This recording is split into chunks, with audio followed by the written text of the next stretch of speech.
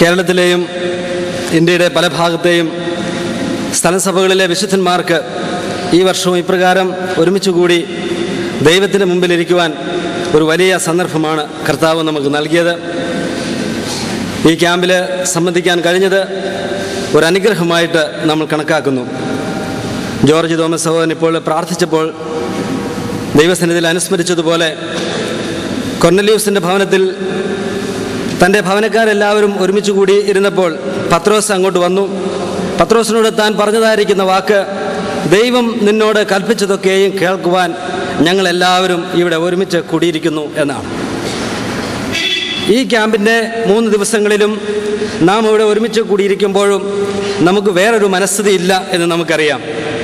ദൈവം തൻ്റെ അപ്പോസ്തലന്മാരിലൂടെ നമ്മോട് സംസാരിച്ചതൊക്കെയും അതിനൽപ്പം പോലും മായം ചേർക്കാതെ, വെള്ളം ചേർക്കാതെ, അതിലൊരു വ്യത്യാസവും വരുത്താതെ അതിൻ്റെ പൂർണ്ണ ഗൗരവത്തോടെ ഉൾക്കൊള്ളാനുള്ള ഒരു മനസ്ഥിതിയോടുകൂടിയാണ് ഈ ദേശത്തുള്ള ദൈവമക്കൾ എല്ലാവരും ഈ 3 ദിവസം ഇവിടെ ഒരുമിച്ച് കൂടിയിരിക്കുന്നത്. കർത്താവ് നമ്മോട് സംസാരിക്കുന്നതിന് വേണ്ടിയുള്ള പ്രാർത്ഥനയോടുകൂടെ നമുക്ക് തുടർന്നും ഇരിക്കാം.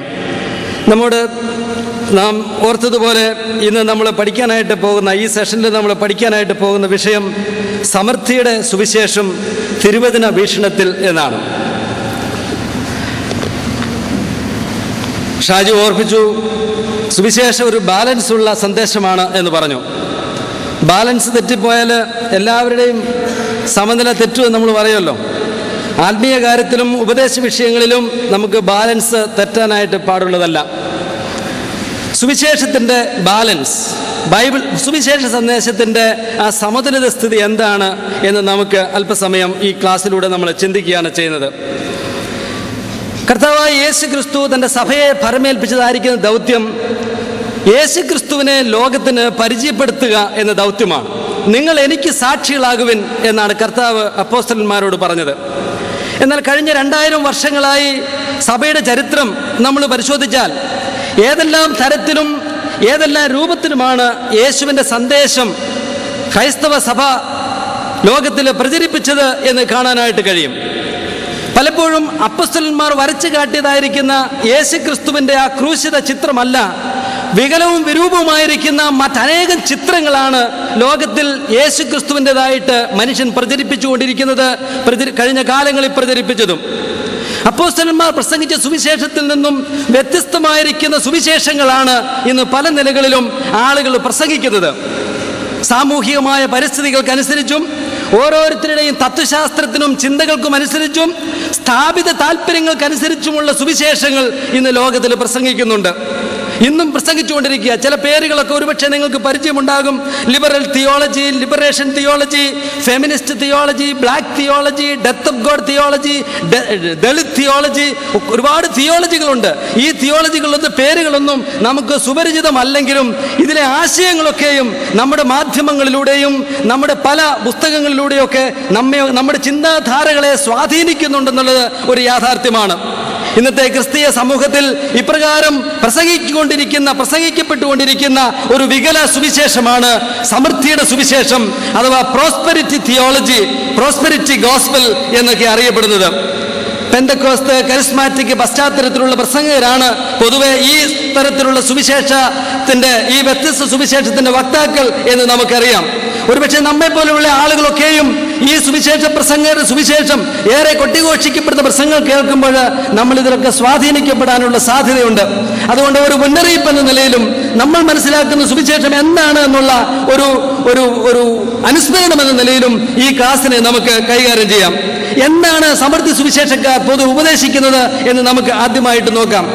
നമ്മുടെ നോട്ട്സിൽ 34-ാമത്തെ പേജിൽ 34, 35, 36 പേജുകളിൽ ഇത് സംബന്ധിച്ച ഒരു ലഘു നോട്ട് വിവരണം ഞാൻ എഴുതിയിട്ടുണ്ട്. നമുക്ക് നോട്ടിലേക്ക് വരാം, അതുപോലെ സന്ദേശത്തിലേക്ക് വരാം. എന്താണ് സമൃദ്ധി സുവിശേഷക്കാരുടെ ഉപദേശം?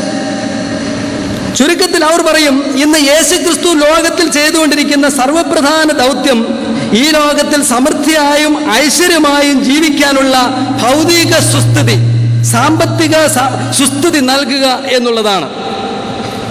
അതിനവർ പറയും അത്ഭുത രോഗശാന്തി, അതുപോലെ സാമ്പത്തിക വളർച്ച, ഉദ്ദിഷ്ട കാര്യങ്ങളുടെ സാധ്യത, സന്താനലബ്ധി, പ്രശസ്തി, അംഗീകാരം, എന്തിനാ ഒരുപക്ഷെ ശത്രു സംഹാരം, ഇതൊക്കെ അവർ പറയും. യേശുക്രിസ്തു ഇതിൻ്റെയൊക്കെയും ശുശ്രൂഷക്കാരനാണ്. ഇതാണ് ക്രിസ്തു വാഗ്ദാനം ചെയ്യുന്നത്. രോഗമില്ലാത്ത ശരീരം, ദാരിദ്ര്യവും പട്ടിണിയും ബുദ്ധിമുട്ടുമില്ലാത്തായിരിക്കുന്ന ജീവിത വ്യവസ്ഥിതി, എല്ലാ ബന്ധങ്ങളും സുസ്ഥിരമായി വളരെ സമൃദ്ധിയും ഐശ്വര്യവുമായിട്ട് ജീവിക്കുക. ദാരിദ്ര്യവും രോഗങ്ങളും കഷ്ടതകളും ഒക്കെ പൈശാചിക പ്രവൃത്തികളാണ്, പിശാചിന്റെ തന്ത്രങ്ങളാണ്. യേശുവിൽ വിശ്വസിക്കുന്നതിന് ഈ ദാരിദ്ര്യത്തിന്മേലും രോഗത്തിന്മേലും പട്ടിണിയിന്മേലും ഒക്കെ ജയമുണ്ട് എന്ന് അവർ പറയും.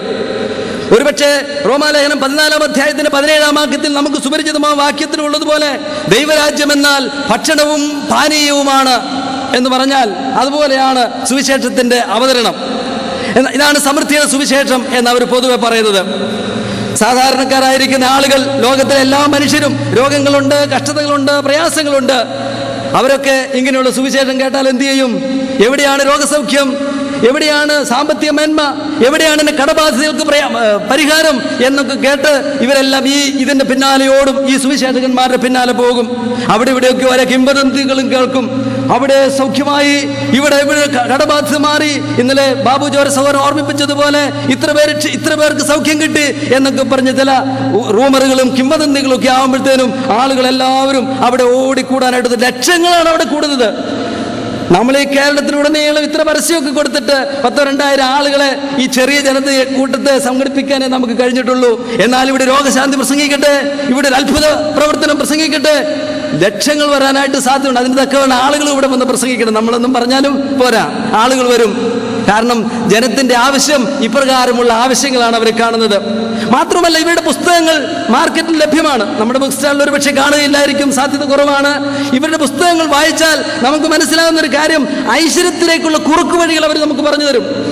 എങ്ങനെയാണ് ഒരാൾക്ക് ഐശ്വര്യം സമൃദ്ധി പ്രാപിക്കാനായിട്ട് കഴിയുക?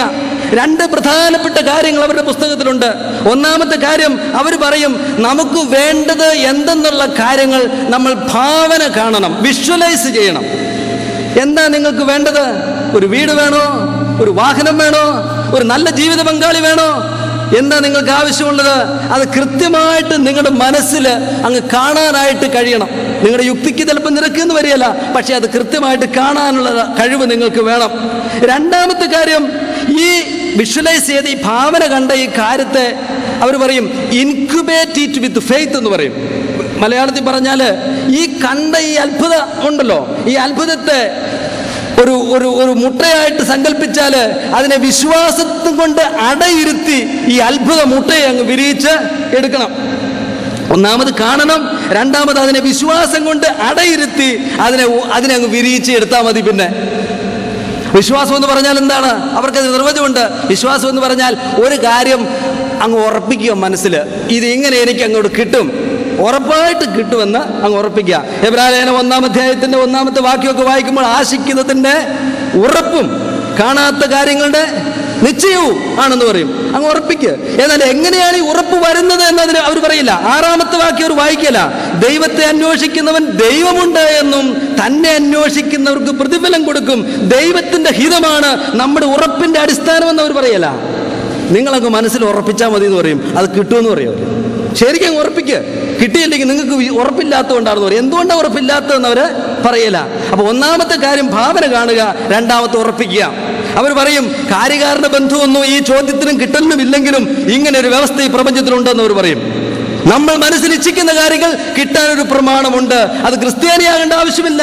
അക്രൈസ്തവനായാലും നിരീശ്വരവാദിയായാലും ഏതെങ്കിലും പുരാതന മതവിശ്വാസങ്ങളുടെ പിൻഗാമിയായാലും ഭാവിച്ചാൽ കിട്ടും.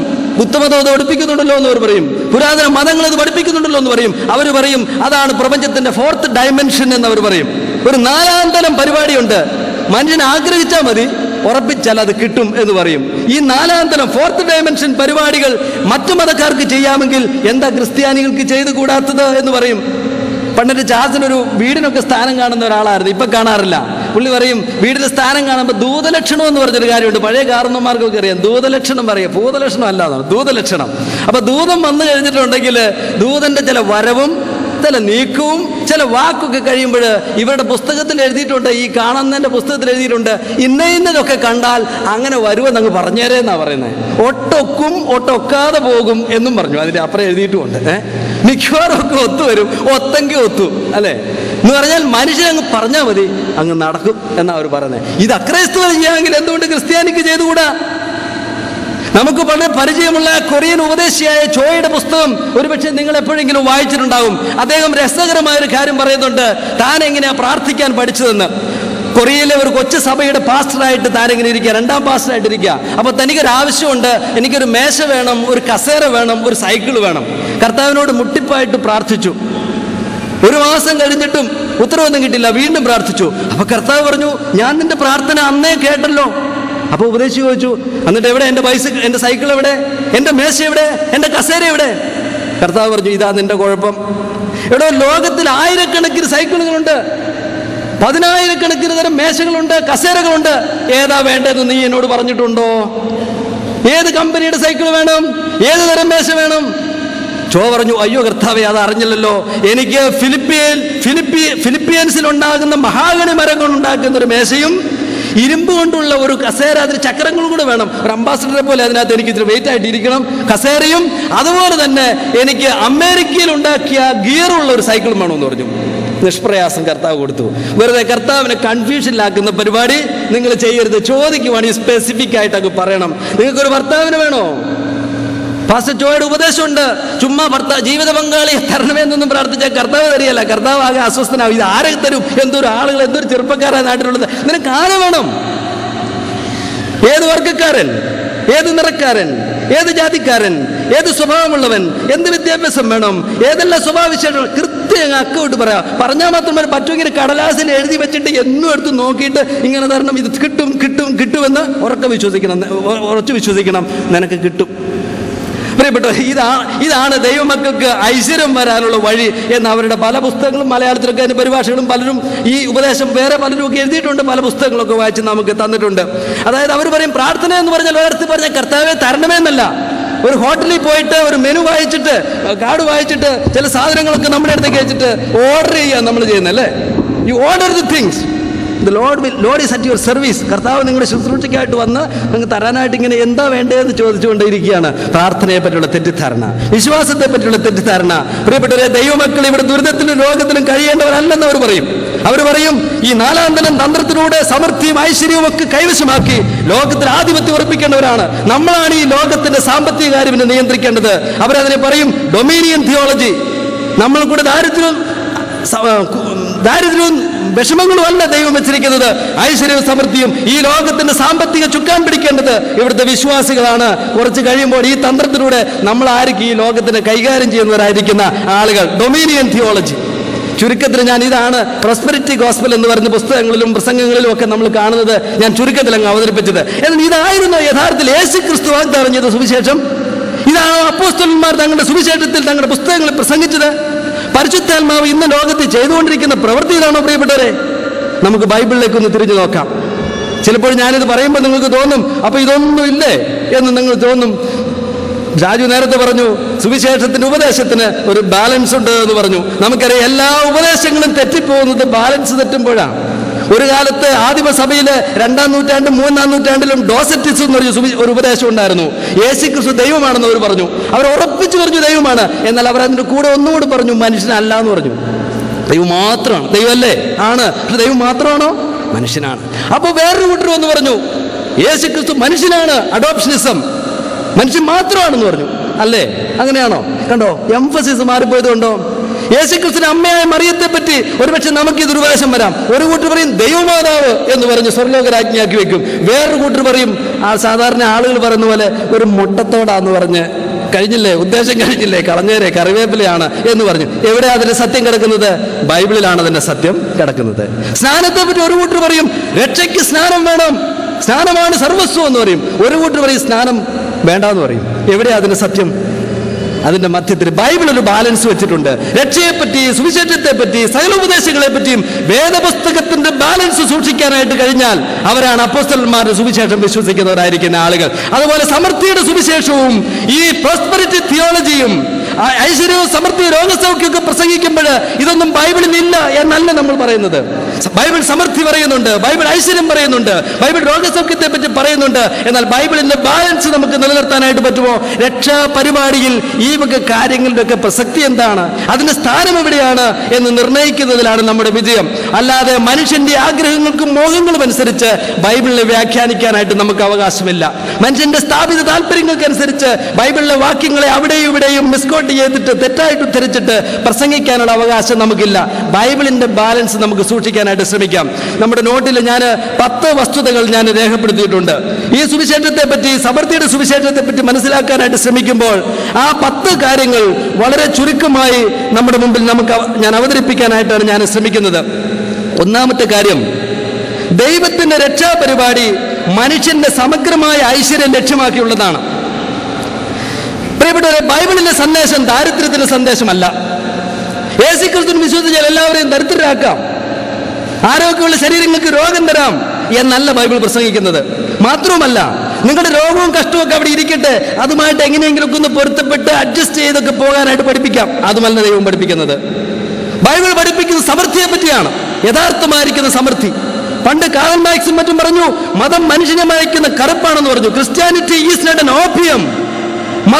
ക്രിസ്ത്യാനിറ്റി മനുഷ്യനെ മയക്കുന്ന ഒരു കറുപ്പല്ല. മനുഷ്യന്റെ സർവ്വ ദുരിതങ്ങൾക്കും ശാശ്വതമായ പരിഹാരം നിർദ്ദേശിക്കുന്ന യഥാർത്ഥമായിരിക്കുന്ന ഒരു മരുന്നാണ് ക്രിസ്ത്യാനിറ്റി എന്ന് നമുക്കറിയാം. പാപം നമുക്കറിയാമല്ലോ. പാപം തകർത്ത് കളഞ്ഞ ഈ ലോകത്തെ അതിനെ യഥാസ്ഥാനപ്പെടുത്തി ദൈവം വിഭാവനം ചെയ്ത ആ ഡിസൈനിലേക്ക് ഈ ലോകത്തെ കൊണ്ടുപോവുക, അത് തന്നെയാണ് കർത്താവിന്റെ ഉദ്ദേശം. ഏദൻ തോട്ടത്തെ ഒരു ദരിദ്ര രാജ്യമായിട്ടല്ല ദൈവം സൃഷ്ടിച്ചത്. കർത്താവ് സൃഷ്ടിച്ച സാമ്രാജ്യം വിഭാവനം ചെയ്തത് ഐശ്വര്യവും സമൃദ്ധിയും സന്തോഷവും നന്മയും ഉള്ളതായിരിക്കും. അതിന് കേന്ദ്രമായിരിക്കുന്ന ഒരു പരിപാടിയാണ് കർത്താവ് വെച്ചത്. എന്നാൽ പാപം അതിനെ നശിപ്പിച്ചു കളഞ്ഞു. കർത്താവായ യേശുക്രിസ്തു ലോകത്തിലേക്ക് വന്നിട്ട് കർത്താവ് ഈ പ്രപഞ്ചത്തെ മുഴുവൻ സമഗ്രമായ ഒരു സമ്പൂർണ്ണതയിലേക്കാണ് കർത്താവ് കൊണ്ടുപോകുന്നത്. വെളിപ്പാട് പുസ്തകം 21-ാം അധ്യായത്തിന്റെ 5-ാമത്തെ വാക്യം നാം വായിക്കുന്നുണ്ടല്ലോ, ഇതാ ഞാൻ സകലവും പുതുതാക്കുന്നു. സകലവും നമ്മുടെ ആത്മാവിനെ പുതുതാക്കും, നമ്മുടെ മനസ്സിനെ പുതുതാക്കും, നമ്മുടെ ചിന്തകളെ പുതുതാക്കും, നമ്മുടെ ധാർമ്മികതയെ പുതുതാക്കും, നമ്മുടെ സാഹചര്യങ്ങളെ പുതുതാക്കും. എല്ലാറ്റിനെയും സമഗ്രമായി ഐശ്വര്യപൂർണ്ണതയിലേക്ക് നയിക്കുന്ന ഒരു സന്ദേശം തന്നെയാണ് ക്രിസ്തുവിന് നൽകാനായിട്ടുള്ളത്. ഈ ലോകത്തിലെ ചില കാര്യങ്ങൾ മാത്രം തരാം എന്നല്ല കർത്താവ് പറഞ്ഞിരിക്കുന്നത്. നമുക്കറിയാം, മനുഷ്യ ജീവിതത്തിൽ ഒരുപാട് കാര്യങ്ങളുണ്ട്. എല്ലാം ശരിയാകണമെങ്കിൽ നമ്മുടെ ധാർമ്മിക ജീവിതം ശരിയാകണം, നമ്മുടെ വ്യക്തിബന്ധങ്ങൾ ശരിയാകണം, അതുപോലെ നമ്മുടെ ശരീരത്തിൽ രോഗങ്ങൾ ശരിയാകേണ്ടത് ആവശ്യമാണ്, ദൈവവുമായിട്ടുള്ള ബന്ധം ശരിയാകേണ്ടത് ആവശ്യമാണ്. കർത്താവായ യേശുക്രിസ്തുവിന്റെ സുവിശേഷം ഈ എല്ലാ തലത്തിലുമുള്ള ഐക്യവും പുരോഗതിയും യഥാസ്ഥാനത്വവും വാഗ്ദാനം ചെയ്യുന്ന ഒരു സുവിശേഷമാണ്. ഇന്നത്തെ ഐശ്വര്യം പ്രസംഗിക്കുന്നവരായിരിക്കുന്ന ആളുകൾ ഐശ്വര്യത്തെ കാണുന്ന, സുവിശേഷത്തിന്റെ ഫലം കാണുന്നത് വെറും ഭൗതിക സുസ്ഥിതി മാത്രമാണ് എന്ന് അവർ പറയുന്നത്. അതിനാണ് അവരുടെ ഊന്നൽ. എന്നാൽ പ്രിയപ്പെട്ടവരെ, ദൈവമക്കൾ എന്ന നിലയിൽ നമ്മുടെ യഥാർത്ഥ സമ്പത്ത് എന്താണ്? നമ്മുടെ പോക്കറ്റിലെ പണമാണോ? നമ്മൾ പണിതുയർത്തിയിരിക്കുന്ന മണിമാണികളാണോ യഥാർത്ഥത്തിൽ നമ്മുടെ സമ്പത്ത്? അബ്രഹാമിനോട് ദൈവം എന്ന് പറഞ്ഞു, അബ്രഹാമേ ഭയപ്പെടേണ്ട, നിന്റെ അവകാശവും ഓഹരിയും ഞാനാകുന്നു എന്നാണ് ദൈവം പറഞ്ഞത്. നമ്മുടെ ധനം, നമ്മുടെ നിക്ഷേപം ദൈവമാണ്. നമ്മുടെ നിക്ഷേപം, നമ്മുടെ സമ്പത്ത് ദൈവമാണ്. സ്വർഗത്തിലെ സകല ആത്മീയ അനുഗ്രഹങ്ങൾ കൊണ്ട് ദൈവം നമ്മെ അനുഗ്രഹിച്ചിരിക്കുന്നു. പ്രിയപ്പെട്ടവരെ, കർത്താവായ യേശുക്രിസ്തു പറഞ്ഞു, എന്റെ രാജ്യം ഐഹികമല്ല, ഈ ലോകത്തിലെ ക്ഷണികവും നിലനിൽക്കാത്തതുമായിരിക്കുന്ന താൽക്കാലിക സുഖഭോഗങ്ങളും താൽക്കാലിക അനുഗ്രഹങ്ങളും അല്ല. നമ്മുടെ യഥാർത്ഥത്തിലുള്ള നിക്ഷേപം ദൈവമാണ്. നമ്മുടെ നിക്ഷേപം, നമ്മുടെ ഹൃദയത്തിൽ യേശുക്രിസ്തു ഉണ്ടെങ്കിൽ, നമ്മുടെ ഹൃദയത്തിൽ പരിശുദ്ധാത്മാവ് ഉണ്ടെങ്കിൽ, സ്വർഗീയ അനുഗ്രഹങ്ങൾ നമ്മുടെ ഹൃദയത്തിൽ ഉണ്ടെങ്കിൽ നമ്മൾ സമ്പന്നന്മാരാണ്. ഈ ലോകത്തിലെ എല്ലാവരെക്കാളും നമ്മൾ സമ്പന്നന്മാരാണ്. എന്നാൽ ഈ ലോകത്തിലെ ഭൗതിക സമൃദ്ധിയും ഐശ്വര്യമൊക്കെയാണ് മാത്രമാണ് അവർ പറയുന്നതെങ്കിൽ അവർക്ക് അതിന്റെ ബാലൻസ് തെറ്റിപ്പോയി. രണ്ടാമത്തെ കാര്യം, രണ്ടാമത്തെ പോയിന്റിലേക്ക് നമുക്ക് വരാം.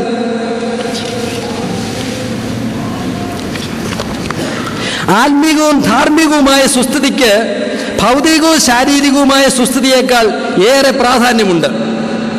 The spiritual moral well-being has priority over material physical prosperity.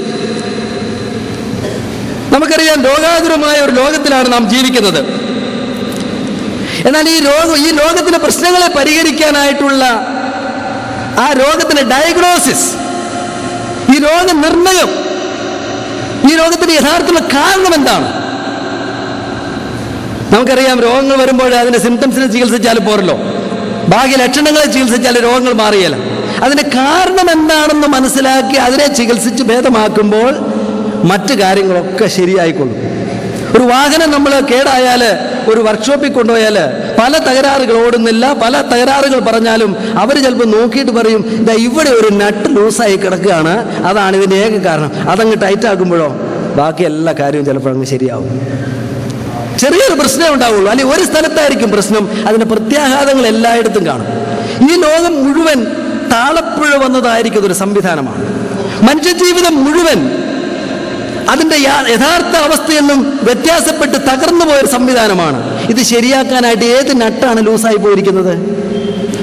നമുക്കറിയാം, ഉൽപ്പത്തി പുസ്തകത്തിന്റെ 2-ാമത്തെ അധ്യായത്തിലേക്ക് പോകുമ്പോൾ നമുക്കറിയാം, അവിടെ ലൂസായി പോയതായിരിക്കുന്ന നട്ട് ആദമും ദൈവവും തമ്മിലുള്ള ബന്ധത്തിനാണ് തകരാറ് സംഭവിച്ചത്.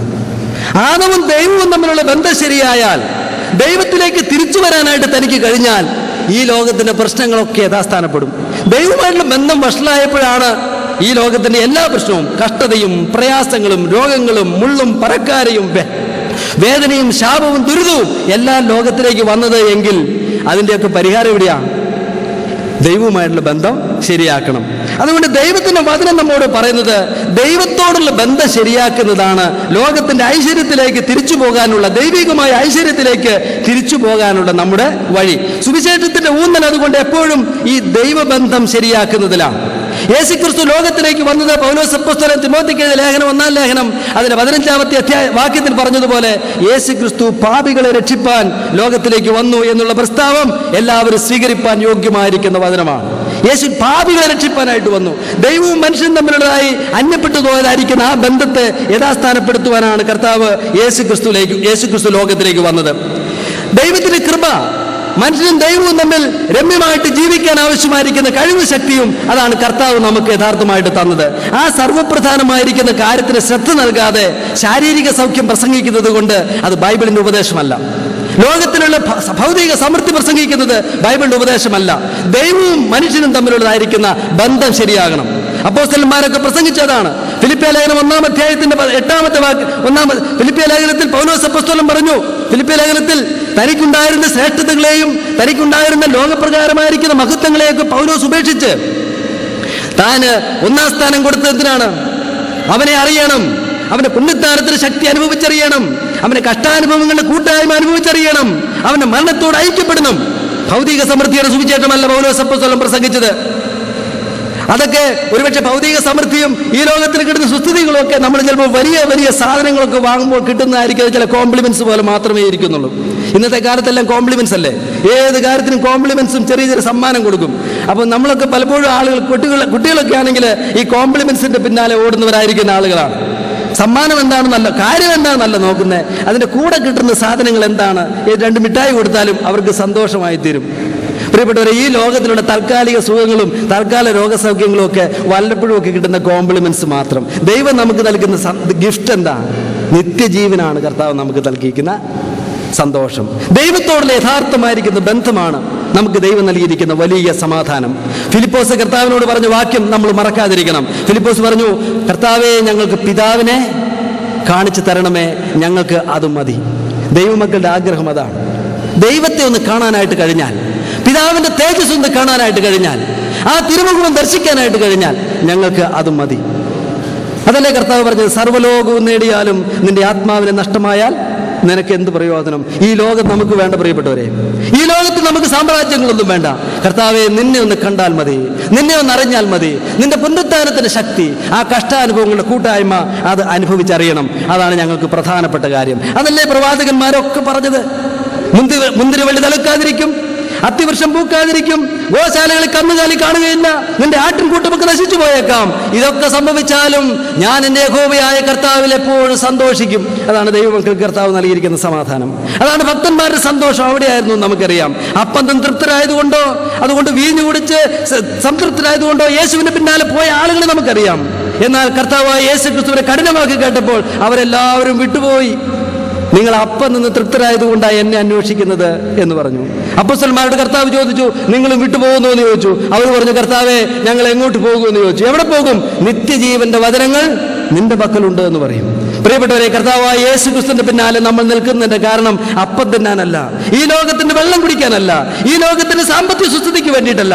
കർത്താവെ, നിത്യജീവന്റെ വചനങ്ങൾ നിന്റെ പക്കലുണ്ടല്ലോ, നീ ദൈവത്തിന്റെ പരിശുദ്ധൻ എന്ന് ഞങ്ങൾ അറിഞ്ഞിരിക്കുന്നു. നിന്നെ കണ്ടിട്ട് ഞങ്ങൾ എങ്ങോട്ട് പോകും കർത്താവെ?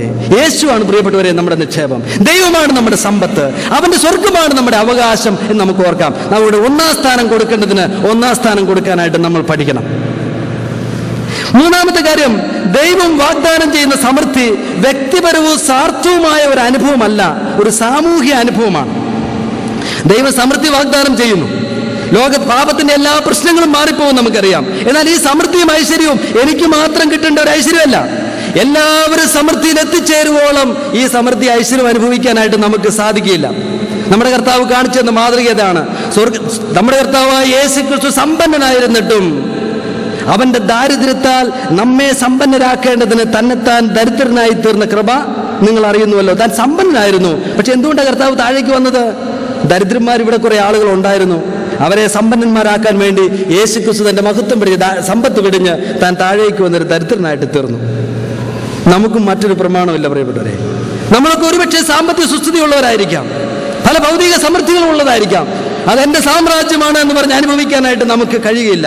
ഈ ലോകത്തിൽ കഷ്ടതയും ദാരിദ്ര്യവും ഈ ലോകത്തിൽ പ്രയാസവും ഉള്ളിടത്തോളം മനഃപൂർവ്വമായിട്ട് കഷ്ടത തിരഞ്ഞെടുക്കുന്നവരായിരിക്കുന്ന ആളുകളാണ്. അനേകരെ സമ്പന്നന്മാരാക്കാൻ വേണ്ടി ദാരിദ്ര്യം തിരഞ്ഞെടുക്കുന്നവരായിരിക്കുന്ന ആളുകളാണ് നമ്മൾ. പത്രോസ് അപ്പോസ്തലൻ പറഞ്ഞതുപോലെ അവർ സകലവും വിട്ട് മനുഷ്യനെ പിടിക്കാനായിട്ട് പോയതുപോലെ മിസ്രയീമിലെ നിക്ഷേപത്തെക്കാൾ അതിനെ ഉപേക്ഷിച്ച് ദൈവജനത്തിന്റെ കഷ്ടം തിരഞ്ഞെടുത്തായിരിക്കുന്ന മോശയെ പോലെ ഈ ലോകത്തിന് സമൃദ്ധി വേണ്ട കർത്താവേ, എല്ലാവരും സമൃദ്ധിയാകുന്ന ദിവസത്തിൽ മാത്രം ഞങ്ങൾക്ക് സമൃദ്ധി മതി എന്ന് തീരുമാനിച്ച ആളുകളാണ് ദൈവത്തിന്റെ മക്കൾ. അതുകൊണ്ട് നമുക്ക് നമ്മുടേതായിരിക്കുന്ന ഐശ്വര്യത്തിന് സാമ്രാജ്യങ്ങളൊന്നും ഇവിടെ തീർക്കാനില്ല പ്രിയപ്പെട്ടവരെ. എല്ലാവരും സമൃദ്ധന്മാരായിട്ട് തീരണം. നമുക്കിവിടെ വിശ്രമിക്കാനായിട്ട് സമയമില്ല, നമുക്കിവിടെ സുഖജീവിതമില്ല. നമുക്കൊരു സുഖജീവിതവും വിശ്രമവും ഐശ്വര്യവും സമൃദ്ധിയും ഉണ്ടെങ്കിൽ അത് കുഞ്ഞാടിന്റെ കല്യാണ നാളാണ്. അന്ന് എല്ലാവരും ദൈവത്തിന്റെ വ്രതന്മാരെല്ലാവരും ഒരുമിച്ച് ചേർന്ന് അത്താഴ സത്യത്തെ ഒരുമിച്ച് കൂടുമ്പോൾ അന്ന് നമുക്ക് സന്തോഷിക്കാനുള്ള ദിവസമാണ്. ഇന്ന് നമ്മുടെ സഹവിശ്വാസികൾ, നമ്മുടെ സഹപ്രവർത്തകർ നമ്മെ പോലെ ആളുകൾ ദുരിതം അനുഭവിക്കുമ്പോൾ നമുക്ക് എങ്ങനെ ഇവിടെ വിശ്രമിക്കാനായിട്ട് കഴിയും? നമ്മുടെ സുഖത്തിൽ ഒതുങ്ങിക്കഴിയാനായിട്ട് കഴിയും? ലോകത്തിലെ ഏതാനാ ഭാഗങ്ങൾ എത്രയോ ആളുകൾ തടവിലായിരിക്കുന്നു, എത്രയോ ആളുകൾ മരണഭയത്തിലായിരിക്കുന്നു, ഉപദ്രവിക്കപ്പെടുന്നു, പട്ടിണി കിടക്കുന്നു. പ്രിയപ്പെട്ടവരെ, നമുക്ക് എങ്ങനെയാണ് നമ്മുടെ സുസ്ഥിതി അനുഭവിക്കാനായിട്ട് കഴിയുക?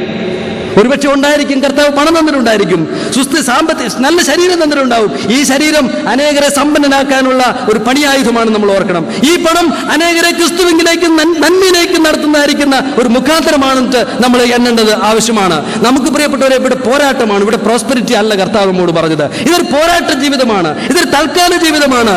നമ്മുടെ സഹവിശ്വാസികളെ ആലോചിച്ച് നോക്കൂ. 1-ാം നൂറ്റാണ്ടിലും അപ്പോസ്തലന്മാരുടെ കാലഘട്ടത്തിലും അപ്പോസ്തലന്മാർ ഐശ്വര്യമാണോ പ്രസംഗിച്ചത്?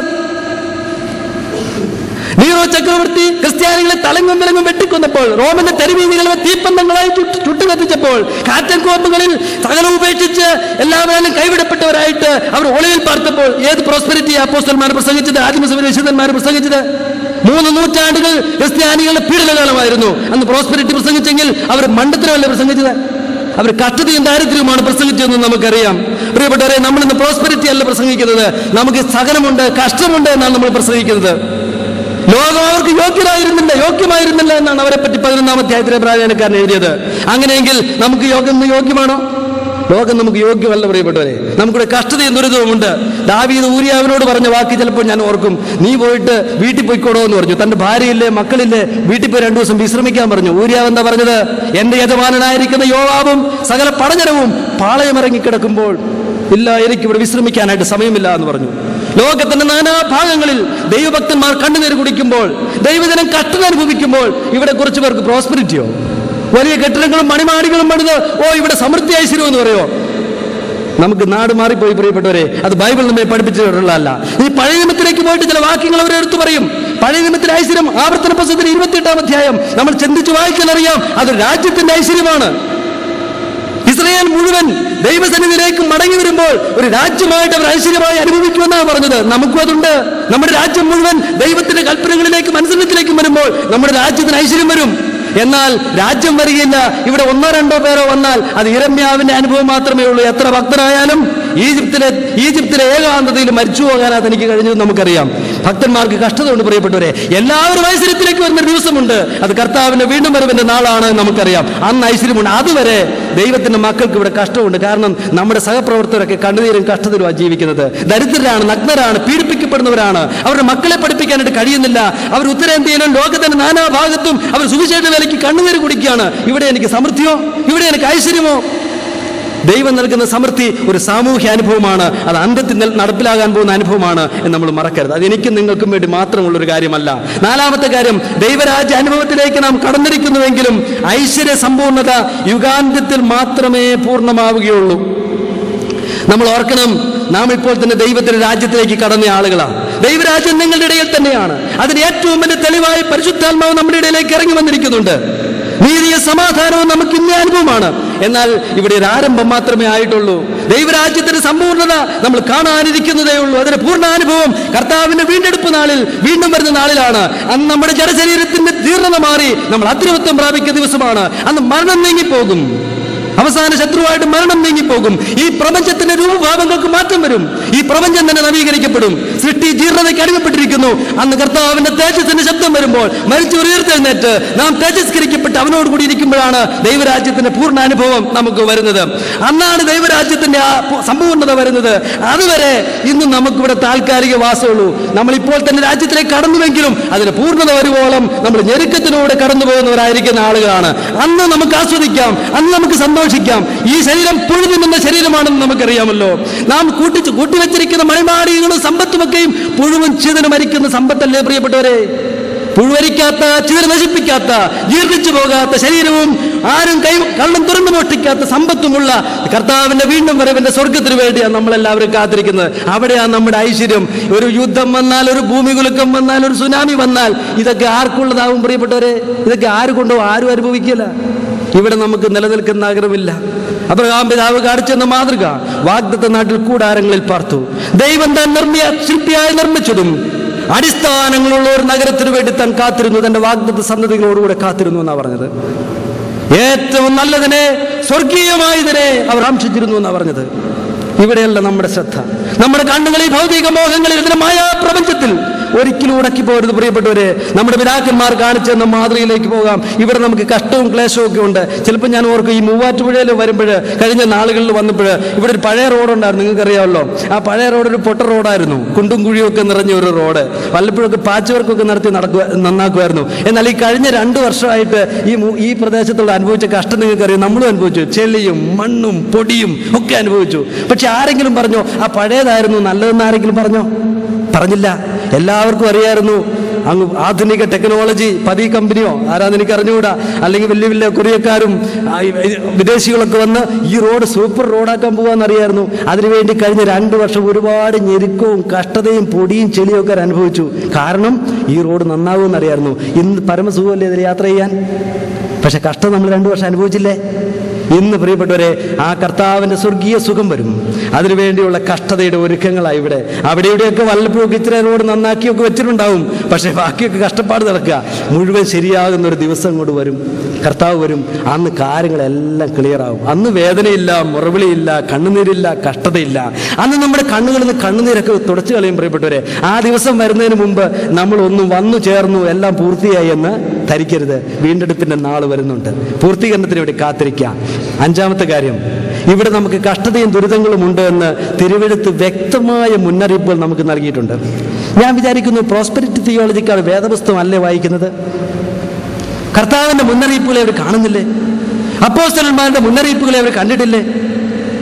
യേശുക്രിസ്തു പറഞ്ഞു, പ്രിയമുള്ളവരെ, കർത്താവ് പറഞ്ഞു, ലോകത്തിൽ നിങ്ങൾക്ക് കഷ്ടമുണ്ട്. യോഹന്നാന്റെ സുവിശേഷം 16-ാം അധ്യായത്തിൽ 33-ാമത്തെ വാക്യം. ലോകത്തിൽ നിങ്ങൾക്ക് കഷ്ടതയുണ്ട് എന്ന് കർത്താവ് പറഞ്ഞു. പ്രിയമുള്ളവരെ, അഗ്നിശോധനയ്ക്കായി സംഭവിച്ചിരിക്കുന്ന, പരീക്ഷയ്ക്കായി സംഭവിച്ചിരിക്കുന്ന അഗ്നിശോധനയെങ്കിൽ ഒരു അപൂർവകാര്യം നിങ്ങൾക്ക് ഉണ്ടായി എന്ന് വെച്ച് അതിശയിച്ചു പോകരുത്. ക്രിസ്തുവിന്റെ കഷ്ടങ്ങൾക്ക് പങ്കുള്ളവരാകും തോറും സന്തോഷിച്ചു കൊള്ളുവിൻ. ഈ ലോകത്തിൽ ഭക്തിയോടെ ജീവിക്കാൻ ആഗ്രഹിക്കുന്നൊക്കെയും ഉപദ്രവമുണ്ടാകും. പൗലോസ് അപ്പോസ്തലൻ പറഞ്ഞില്ലേ? ഉണ്ടാവില്ലേ പ്രിയപ്പെട്ടവരെ? പ്രലോഭനങ്ങളെ ജയിക്കാൻ പ്രാണത്യാഗത്തോളം എതിർത്ത് നിൽക്കണ്ടേ? ആളുകൾ സുവിശേഷം കേൾക്കാൻ നമ്മുടെ വീടും സുഖവും വിട്ട് ഇറങ്ങി പുറപ്പെടണ്ടേ? സഭയെ വളർത്താൻ ഇവിടെയുള്ള പാസ്റ്റർമാർക്കും സഭാമൂപ്പന്മാർക്കും അറിയാം. വിശ്വാസികളെ ക്രിസ്തീയ ശിക്ഷത്തിൽ വളർത്തുന്ന എളുപ്പകാര്യമാണ്.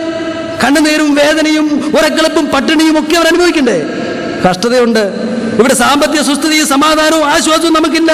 കഷ്ടതയാണ് വിശ്വാസികൾ വളർത്താൻ, സുവിശേഷം അറിയിക്കാൻ, പാപത്തിൽ ജയിക്കാൻ ഒക്കെ കഷ്ടതയുണ്ട്. ഇതൊക്കെ ചെലവുള്ളതായിരിക്കുന്ന കാര്യങ്ങളാണ്. കർത്താവായ യേശു ക്രിസ്തുവിന് വേണ്ടി രക്ഷ അനുഭവിക്കാൻ മാത്രമല്ല, അവന് വേണ്ടി കഷ്ടം അനുഭവിക്കാനുള്ള വരം നമുക്ക് നൽകിയിരിക്കുന്നു. കൊലോസ്യ ലേഖനം 1:24 പൗലോസ് അപ്പോസ്തലൻ പറഞ്ഞു, ക്രിസ്തുവിന്റെ കഷ്ടങ്ങളിൽ കുറവായുള്ളത് ഞാൻ എൻ്റെ ജഡശരീരത്തിൽ പൂരിപ്പിക്കുന്നു. ഒരു വിട്ടുപോയ ഒരു ഭാഗമുണ്ട് പ്രിയപ്പെട്ടവരെ. പരീക്ഷയ്ക്കൊക്കെ കുട്ടികൾ വിട്ടേച്ച് പോവുകയല്ലേ, ഒരു ഭാഗമുണ്ട് വിട്ട് കളഞ്ഞേക്കുക. ദൈവത്തെ രക്ഷാപരിപാടിയെ പൂർണ്ണതയ്ക്ക് ഞാനും നിങ്ങളും പൂർത്തീകരിക്കാനായിട്ട് ഒരു ഭാഗം വിട്ട് കളഞ്ഞിട്ടുണ്ട്. കഷ്ടതയുടെ ഒരു ചെറിയ ഭാഗം അത് നിങ്ങൾക്കുള്ളതാണ്, എനിക്കുള്ളതാണ്. ഞാനത് പൂരിപ്പിക്കുന്നു. പൗലോസ് പറഞ്ഞു, നമ്മുടെ കഷ്ടതയുടെ ഭാഗം നമ്മൾ പൂരിപ്പിക്കണം. പ്രിയപ്പെട്ടവരെ, ഈ ലോകത്തിൽ കഷ്ടങ്ങളുണ്ട്. സ്തേഫാനോസ് കഷ്ടമനുഭവിച്ചില്ലേ? ഗ്രഹാം സ്റ്റെയിൻസ് കഷ്ടമനുഭവിച്ചില്ലേ? തോഫിമോസ് രോഗിയായിരുന്നില്ലേ? എപ്പഫ്രാത്തൂസ് രോഗിയായിരുന്നില്ലേ?